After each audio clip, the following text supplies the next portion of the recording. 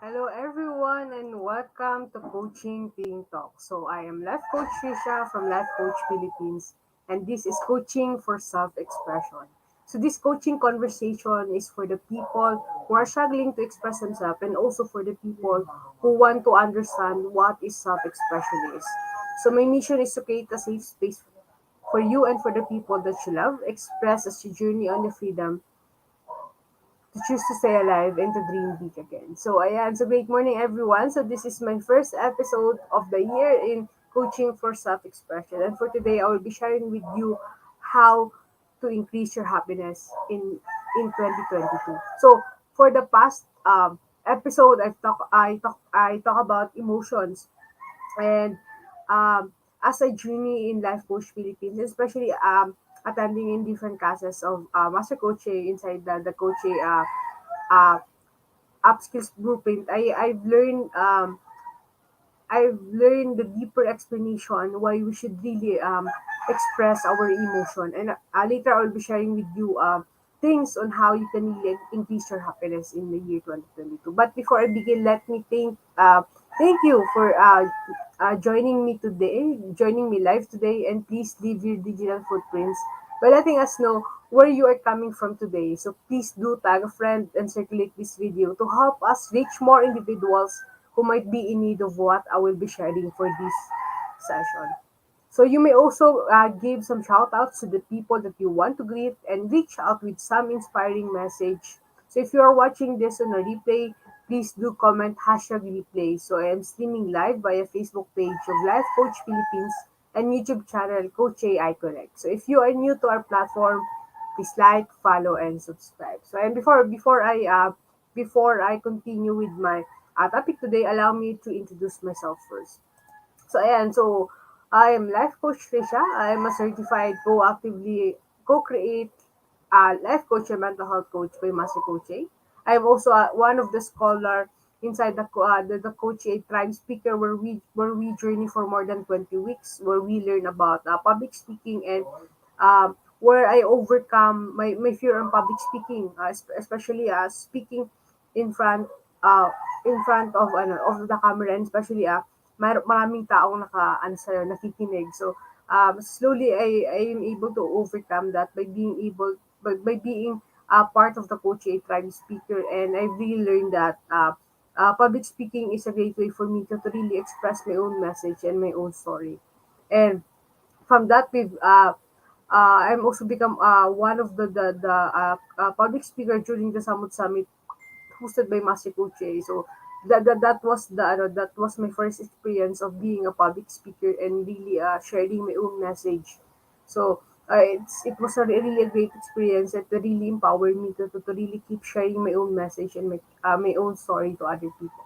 So I'm also a master builder apprentice of Master Coach, where we journey for more than 7 months inside of the class, and our mission is to really build to really build a tribe and to help uh, the unstoppable dream of other people to come true. So I am also a mental model collector inside the Be Learning Society by Master Kuche, where we learn about the different kind of mental models.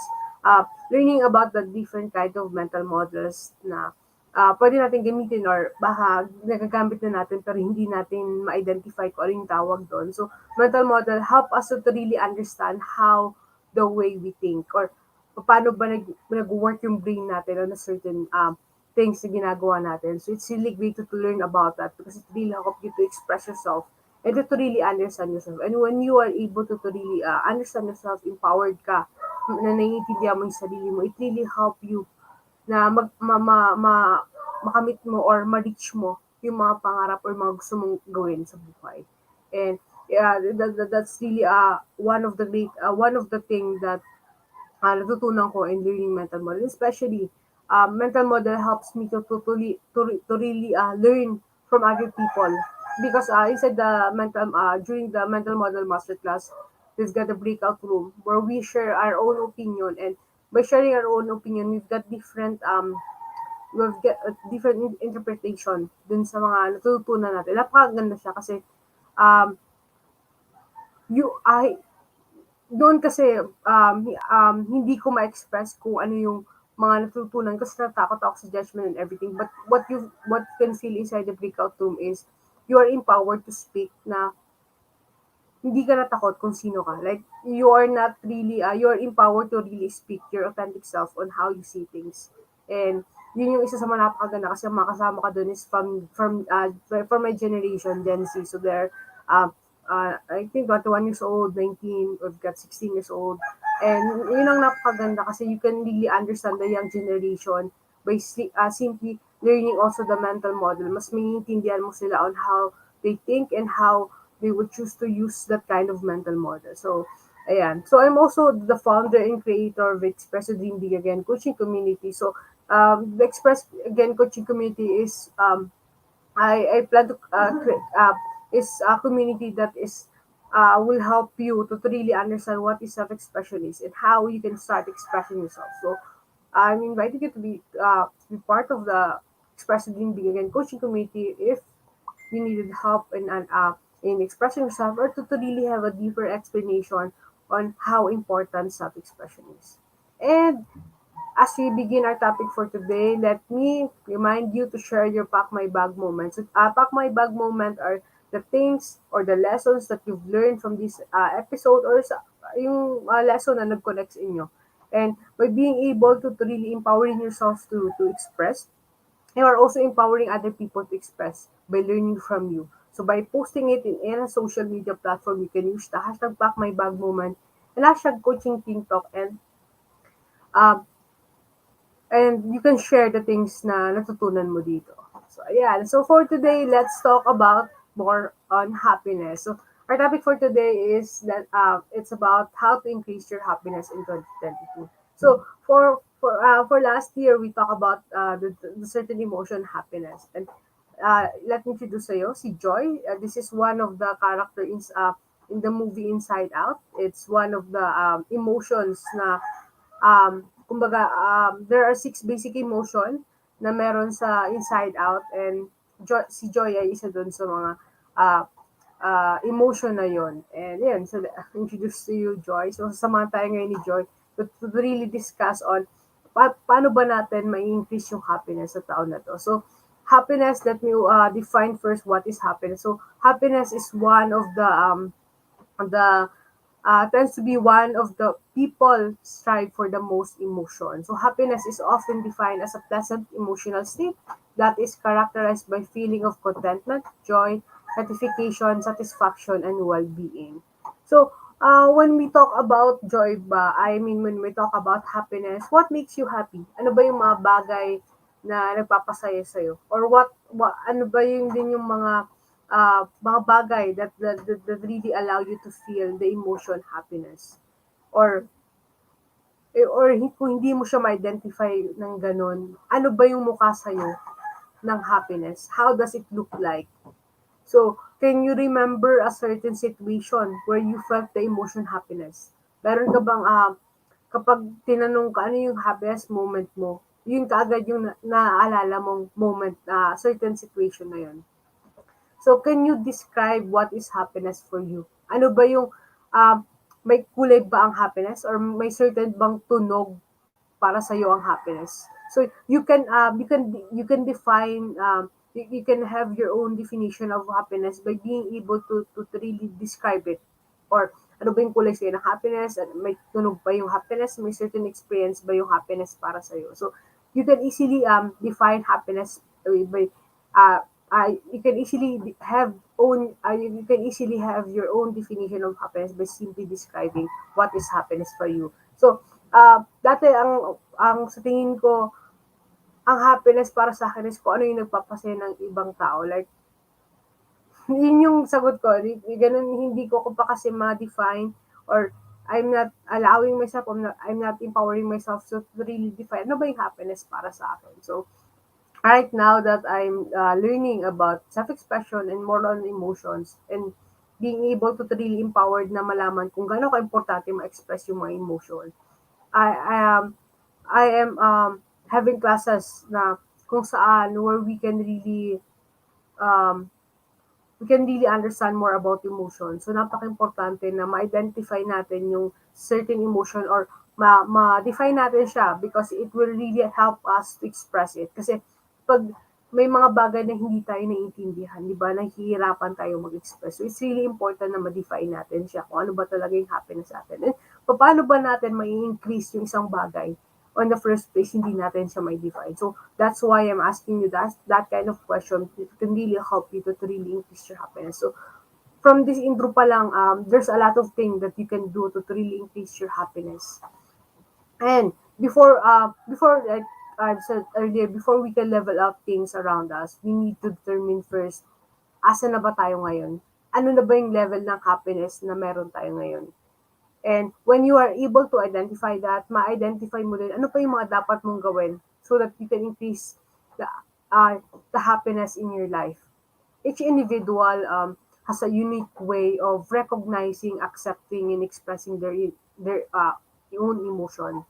So it's really important to know and define what level are we with our happiness in our life, or it's really important to know na ano ba yung mukha sa atin ng happiness na yun, or a certain thing na gusto mo i-increase, because when you are able when kailangan mo pa rin ma-define yung certain na bagay na gusto mo ma-increase, because it can really help you to determine ano ba yung mga steps, or ano ba yung mga kailangan mo gawin so that it can really help you to increase your happiness that you experience. So, ayan. Hello, Coach Sean. Thank you for joining me this morning, and Master Coach Jasmine.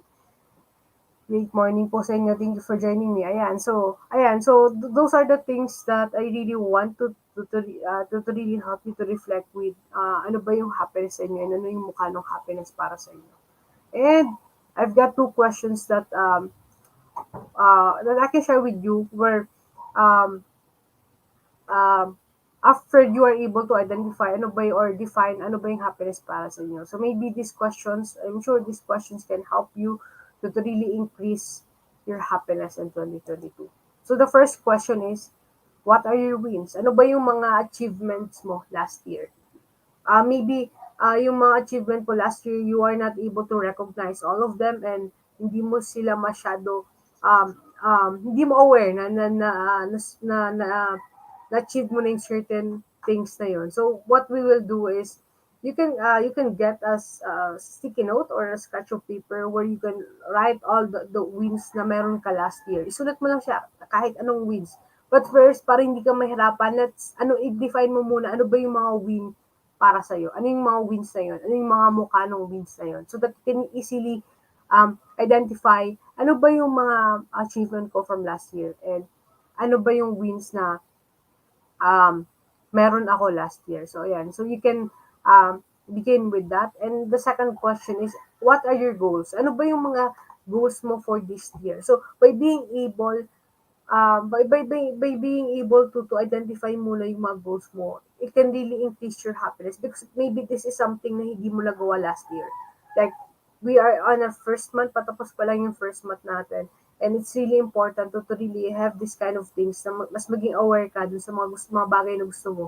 Like, dun sa mga bagay na na-appreciate ng mind and heart mo. So, you can write ano ba yung mga wins mo and ano yung goals mo. Kasi napakaganda sa pakiramdam na ma-identify mo sila, uy, may goals pala ako, and marami pala akong win from last year. So, I will be looking forward dun sa mga goals mo this year, and paano mo sila gagawin, and ano yung mga steps na pwede mong gawin para maabot mo yung mga goal na yun. Like, simple lang siya mga gagawin. Like, simple lang siya. Isusulat mo lang siya. Like, you're gonna express it through writing, and can really empower yourself to really na pag-isipan ano ba yung mga goals and wins mo. And from that, allow me to share with you the 4 steps. I've got 4 steps to increase happiness, but you can add more steps para mas ma-increase mong happiness. So these are ito lang yung simula ng increasing your happiness. Like, yung pinaka-start was, identify mo muna kung ano yung happiness sa'yo, ano ba yung mukha ng happiness sa'yo, and this will be the coming steps that you can do to really increase happiness for this year. So first is plan your day. We've got second, surround yourself with positive people. Third, and celebrate your wins, and fourth is build new habits. So these are just the steps that really help me to really increase happiness this year. And uh, I really love to share this with you so that it can really help you also to really have um, you can really increase your happiness that you are feeling. You can increase your happiness this year. So, by the way, these steps, it's depend on you kung ano ba yung nag-work sa'yo. And depende sa'yo kung ano yung gusto mong gawin dito, ano mo na yung i-try mo. It doesn't mean kailangan pasunod-sunod siya. Hindi po. You can choose. Ano ba yung sa tingin mo, it can really help you to have the foundation so that you can increase your happiness this year. So, first, let me share with you the first step. That is plan your day. And for this step, nasamahan tayo ni Bing Bong. This um, is also a character from Inside Out. So, yung emotion na nire-represent niya was surprise. So, uh, kasama niya dito si Joy. Yeah, sasamahan nila tayo ngayon for the fourth step to increase your happiness naman. So, the first step, plan your day. So, paano mo ba pinaplano yung araw mo? Like, in the start of the day, do you plan your day? Ano ba yung mga ginagawa mo to plan your day? So, taking a few minutes to plan your day can help you alleviate the stress and promote happiness. So, you don't have to plan every minute, but having a sense of what needs to be done, what expectation need to be met, and what time and resources you will need throughout the day can make your day run much more smoothly. So, ayan. So, the first step natin is planning your day. So, having the thought na makapag-plan ka ng day mo, it really ako for my experience because I love what I do in planning my day is I have my daily scheduling. So, sa pakiramdam na at the start of the day, alam mo na kaagad yung goal mo for this day. Ano ba yung mga gagawin mo? Sino ba yung mga kailangan mo for this day? Ano ba yung mga resources na kailangan for this day para ma-achieve yung certain goal na yun? It really helps me a lot na ma-imagine ko na or have a clear vision na kung ano yung pwede kong ma-achieve kapag sinunod ko yung daily scheduling na yun. And the daily scheduling, what I experience is, um, ginawa ko sa daily schedule is nag-ano lang ako, nag-estimate lang ako ng time per activity na ginagawa ko. And meron lang akong break like after 10 to 15 minutes na break to engage or to talk with someone. Parang ganun ko yung inalo yung break ko. Tapos ang longest break ko will be the lunch break lang. Excuse me. Tapos the time that I will eat. So yun lang yung meron ako longest break nung ginagawa ko yung daily scheduling. And maganda talaga doon is I can identify and hindi masyado maraming thoughts yung mind ko na eto kailangan ko unahin kaagad. Kapag sinusulat ko kasi siya, mas nagiging clear sa akin din kung ano yung mga dapat ko ding unahin. So it really helped me to really increase happiness na ma-feel ko kasi clear na siya sa mind ko, hindi na masyado maraming thought and masaya sa pakiramdam na simula pa lang ng araw, alam mo na yung goal na gagawin mo for this day. You can also if hindi ka sanay gumawa ng daily schedule, you can also create a to-do list for the day. Ano ba yung mga kailangan mong gawin? Kahit ilagay mo lang kung ano mga kailangan mong gawin, you can also start that. So, you can write your goals for the day and how much do you intend to spend time with it. So that is the first step that you can do to really increase your happiness. So, um,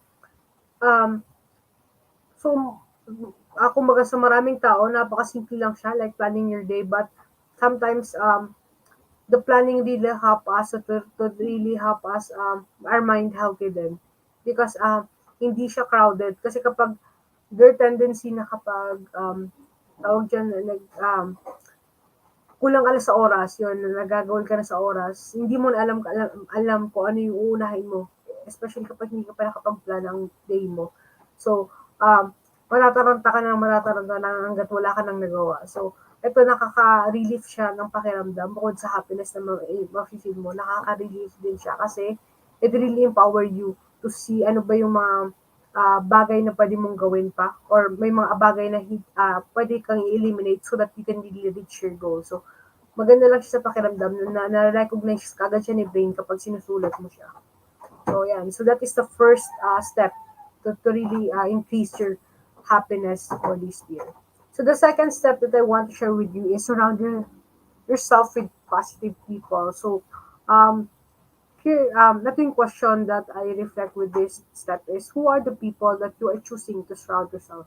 So it doesn't mean everyone in your space is a positive people, but you are as yourself, you have the power to choose sino ba yung mga taong gusto mo isurround yung sarili mo. And ano ba yung mukha nila? Like we've been talking about safe space and I think I am really grateful right now that I've got the Life Coach Philippines, the coaches inside the Life Coach Philippines, Master Coach Tricia as my safe space. And it really helped me a lot to really increase happiness in my space because as I choose positive people, it really allows me to really have a positive mindset then. And it really helps me a lot to really when you surround yourself with the positive people and you feel comfortable with them and you can really express yourself, it really allows you to really increase happiness in yourself. Kasi na-express mo yung mga bagay na um, hindi mo ma-express sa ibang tao and you feel safe with them. And it really allows you to really increase happiness in your life. So, um, ito yung isa sa mga first step ko kung paano ako nakapag-express din. And napakaganda sa pakiramdam na you are able to really express with them. And as you journey with them, mas nagdi-deeper na yung you're on the way on how you see self-expression. Nagbabago na din siya, like nagle-level up na siya. So, napakaganda lang siya sa pakiramdam na to really to surround yourself with positive people and you will also learn from them kasi when you are with them when you are able to really express yourself with them matututo ka din sa kanila kasi kapag may ilabas ka may papasok na new ideas sa on how they think and matututo ka on how especially when kapag you are learning from them, you're choosing to learn from them. So, ayan. So, the next step is celebrate your wins. So, like kanina, one of the question before the fourth step was, what are your wins? So, when you are able to identify your wins, you should really allow yourself to celebrate your wins by being able to identify how do you want to celebrate your wins. Paano mo ba gusto ma-celebrate yung mga wins mo? And by being able to identify that, hindi ka na mahihirapan na ma-identify din ano ba yung mga wins mo. Because when you are thinking about paano ko ba i-celebrate yung mga wins ko, you are going to first identify ano ba yung mga wins para sa'yo, ano ba yung mukha ng wins para sa'yo na i-celebrate mo. And kanina na-identify mo din sino yung mga tao na gusto mo isurround yung sarili mo. So by being able to identify that, you can imagine paano mo siya i-celebrate, sino yung mga tao kasama mo, and yun. So it is one of the way to really increase happiness is to celebrate your wins. And the last step that I will be sharing with you today is build new habits. So, by being able to really identify ano mo yung mga dati mong wins and by being able to identify ano yung mga goals mo for this year. Like kanina yung question is, what are your goals? What are your new goals? By being able to identify that, um, there are a lot of new ways or there are steps na needed ng new skills or new habits so that you can really achieve that kind of goal. So right now, ano ba yung mga goals na gusto mo i-build? Ano yung mga habit na gusto mo i-build? Like for me, ang mga bagong habit na gusto kong ma-build is to really increase my learning time. Um, kasi dati I really love watching replay. Like, nakakatulog ako niyan, naka-on lang yung laptop ko and replay lang yung replay ng mga classes namin.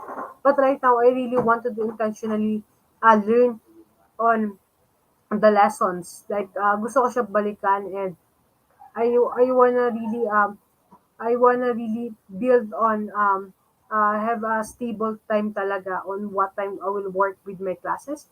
Ano din yung time ko para yung work ko for my workshops and ano din yung time na i-allocate ko excuse me in attending the class of other coaches. So for you, ano ba yung mga new habits that you really want to build? So by being able to identify it, may empower mo din yung sarili mo to really increase the happiness in yourself. And by being able to write the habits na gusto mong maisulat is when you're able to write it down, that you really empower yourself to increase happiness. And kapag nag-journey ka na and maalala mo, oh, ito yung the new habit that I will, na sinulat ko lang dati is na-develop ko na ngayon siyang habit and napakaganda sa pakiramdam na meron na-identify mo na yung habit na yun na binibuild mo is bago. So, these are the simple ways on how you can increase your happiness, but it can really change your day.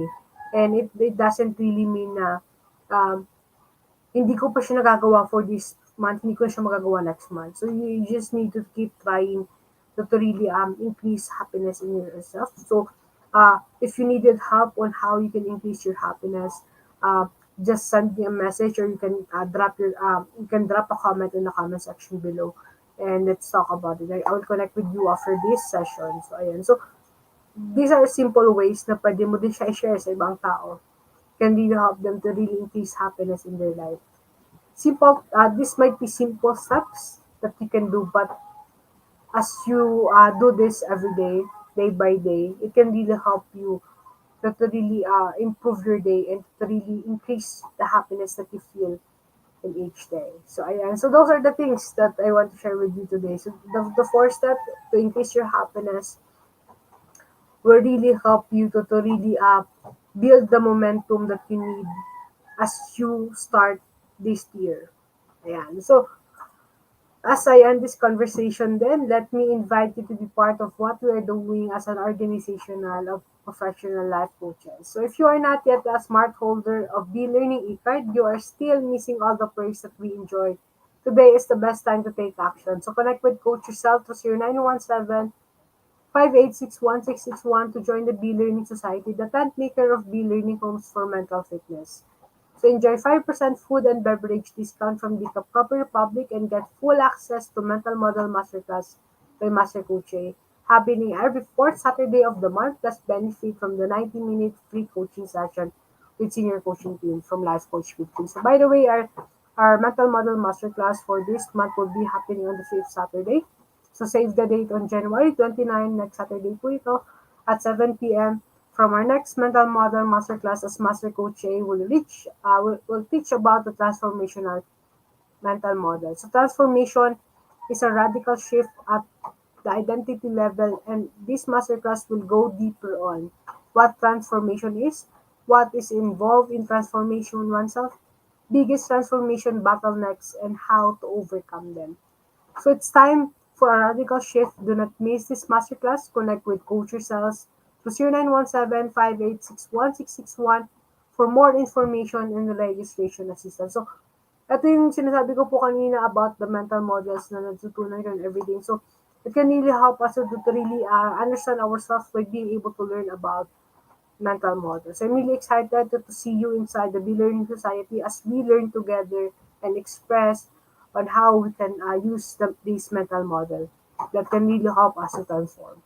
And let me also invite you for, especially for the individuals who intend to embark on a journey of becoming a certified life coach by Certified Life Coach. Master Coach A offers the co-actively co-create life coach certification program. So this is a CPD accredited course with 40 credit units. So CPD is all about learning new things or refreshing your knowledge by doing new things. And this what makes CACC Life Coach Certification Program the perfect track for your continuing professional development. So life coaching is a 21st century learning experience that is empowering professionals to enhance their skills in the multiple domains and thereby increasingly their relevance in an increasingly complex workplace. Excuse me. So CACC course includes a 21-day web-based learning, a 3-day live coaching bootcamp with Master Coach A, and a 3-day live business bootcamp with senior coaching team. The program package also comes with any other bonuses, so connect with Coach yourself to 0917-586-1661 to discover the opportunities waiting for you in this profession. And, excuse me, do join us again this afternoon at 2 p.m. with Coach Al for Coaching for Educators and at 4 p.m. with Master Coach Asmin for Coaching for God-Centered Living. So at Coaching TikTok, every day we show up at 10 a.m., 2 p.m., and 4 p.m. And allow me to share with you the different coaches inside the Coaching TikTok. So here are the different coaches who were, makikita mo sila every 10 a.m., 2 p.m., and 4 p.m. So we got different topics. You can choose from the topics that we have. So you can just visit the page of Life Coach Philippines and search on events. So makikita nyo dyan kung ano yung mga schedule nila din. So ayan. So if you have any question or you needed help, let me know kung paano ko po kayo matutulungan. You can email me through triciacarino@gmail.com. My Facebook is Tricia Cariño. And you can also contact me with 0927-997-3015. So once again, this is Life Coach Tricia from Life Coach Philippines for Coaching TikTok. Coaches like us think and talk like this. This is us in the Philippines. Love, bam, boom. As a business owner, are you overwhelmed by the need to post beautiful, engaging content every single day? Are you left wondering what to write? Tired of scrolling through stock photos that all start to look the same? Confused by complicated graphic design programs? Rise Up Creatives is here to help. Each month, we give you everything you need to create 31 days of social media content in just 5 minutes a day. Customizable captions, curated lifestyle photos, a drag-and-drop graphic design tool, and the ability to post directly to your social media accounts. No one else empowers you with these 4 resources all in one place. Each month, we help you plan your social media calendar by providing you with 31 image themes and customizable captions so you can quickly and easily create engaging content and grow your following. Simply select the image that works best for your feed or story. Then, copy the caption and customize it to fit your audience. 5 minutes a day. It's that quick. Plus, you'll absolutely love our drag-and-drop graphic design tool. Start from scratch or choose one of our beautiful templates to fit your unique brand. When you're ready to export your design, you can download, email, or post directly to your social media accounts. Here's the truth. Our world needs what you have to offer. Don't let technology or procrastination hold you back. Rise Up Creatives is more than an online resource. We're a community helping you overcome your biggest barriers to reach your greatest goals. We're here to help you rise up and be creative.